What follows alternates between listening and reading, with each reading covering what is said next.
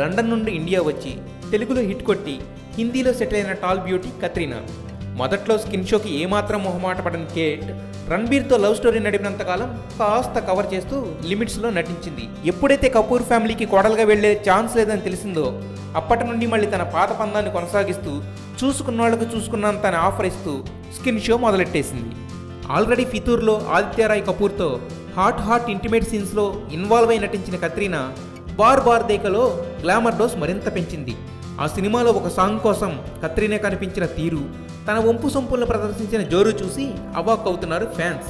కేవలం ఆ ఒక్క సాంగ్ కోసమైనా సినిమా చూడాలి అని ఫిక్స్ అయిన వాళ్ళ సంఖ్య లెక్కకు మించి ఉండడం విశేషం.